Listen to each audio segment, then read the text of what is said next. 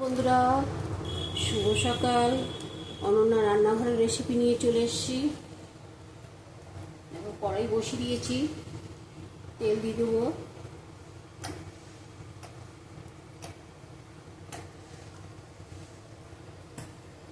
দিতে হবে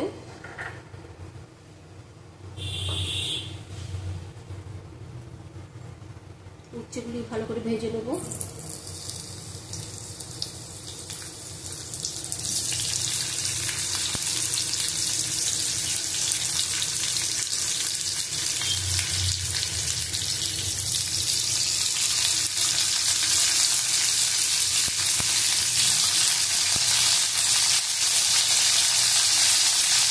খেতে আমাদের সবাই পছন্দ করে,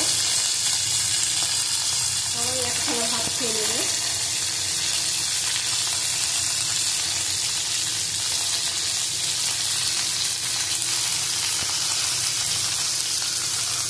ভালো করে ভেজে নেবো।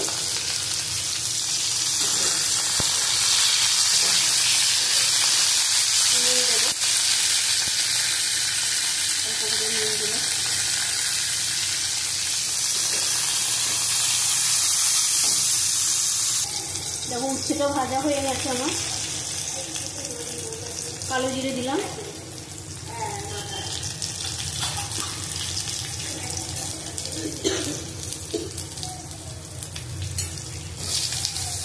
পটল দিয়ে দিলাম, আলু দিলাম,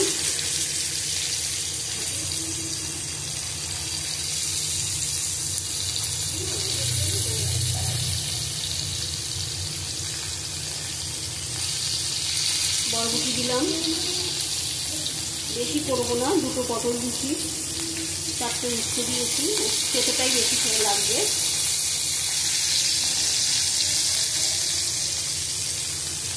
ভালো করে আবার নেড়ে নেবো।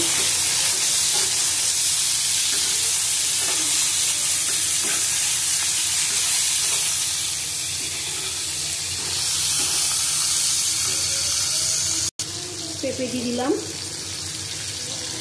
পেঁপেটা হালকা ভাপিয়ে নিয়েছি। ভালো করে আবার কষিয়ে নেবো। এটা হলুদ দেয় না, হলুদ দিলে ভালো লাগে না, তাও আমি অল্প দেবো তোমাদের জন্য। তোমরা হলুদ দিয়েও করতে পারো।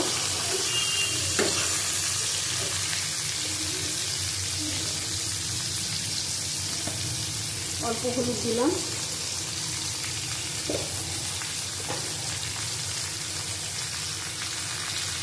আগে নুন দিচ্ছি, আবার 1 চামচ নুন দিলাম। সবজিগুলিও বেশি ভাজার দরকার নেই, শুধু উচ্ছেটা ভাজলাম, তবে সিদ্ধ হবে না নাহলে।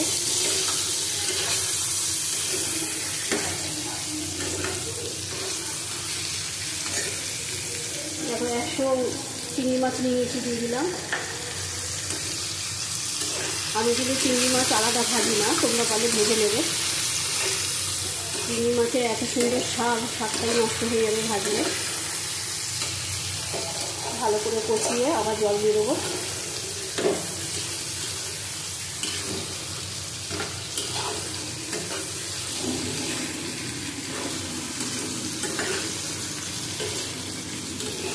তোমরা পারলে রাঁধুনি ফোড়ন দিতে পারো, আমি কালো জিরে ফোড়ন দিয়েছি। তোমরা একবার এইভাবে করে খাবে। শুধু উচ্ছে, বেগুন আর পটল দিয়ে করবে, খুব ভালো লাগে। আমি বেগুনটা দিলাম না, বেগুনটা আমাদের অ্যালার্জি আছে বলে বেগুনটা খাওয়া যাবে না। দেখো, এবার জল দিয়ে দেবো।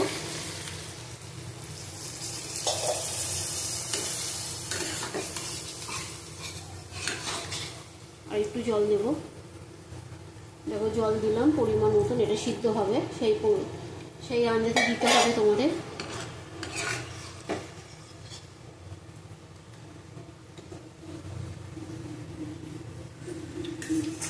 নুনটা একটু লাগবে, নুন দেবো।